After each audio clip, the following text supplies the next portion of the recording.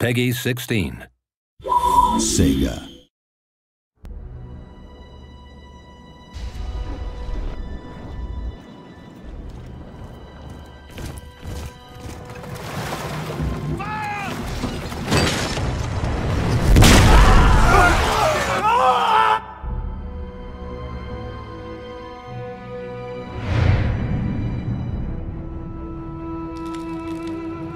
Rome 2 is going to be an absolutely massive game. It is by far the biggest and best total war game ever. And that's bigger in terms of the scale of the maps, the scale of the armies, the scale of the cities you'll be fighting over. You can go from the sea to the land and have massive combined battles. Carthage is on the North African coast. It's quite a long way from Rome, but at the time it was a major trading sea power and a really big rival to Rome. Carthage was a huge problem for Rome because it had an empire which dominated not only North Africa but also Spain. At one point the Carthaginian armies got very close to dealing a lot of damage to Rome, and they thought it was about time that this should all come to an end.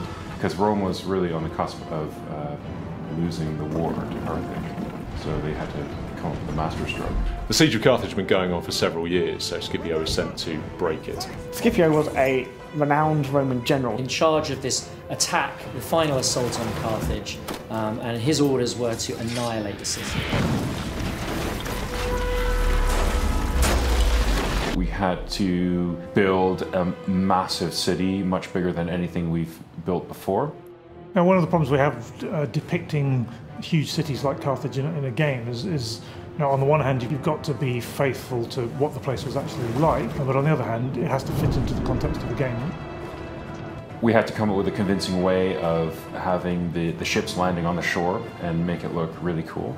There are trade-offs. There are trade-offs between depicting it at exactly the correct scale and making a game that's actually playable. Shields on me! The total number of units you can control in the battle will be 40, and this includes combined land and naval forces for the first time. So there's a lot more going on. There's more to see. There's more terrain to cover. There's more places to hide stuff.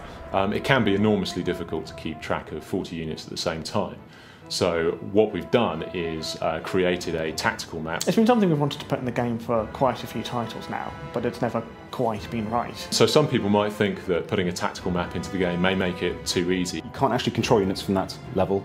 It's very much a tactical overview. It's really a great orientation tool, and it's something that the players have been crying out for years, and we're finally delivering it. The tactical map really helps you keep track of where things are, where you are, where the enemy is.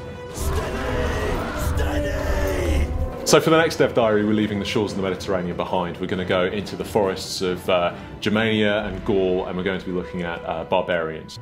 Barbarians. Barbarians. Rawr! No, just kidding, don't do that. Cut that.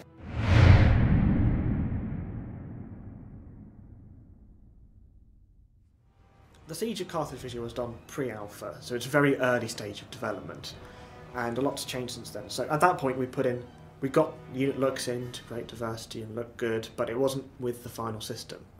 As we release more art for Rome 2, you will see this difference between what we showed in Carthage and what the units will look like in the final game.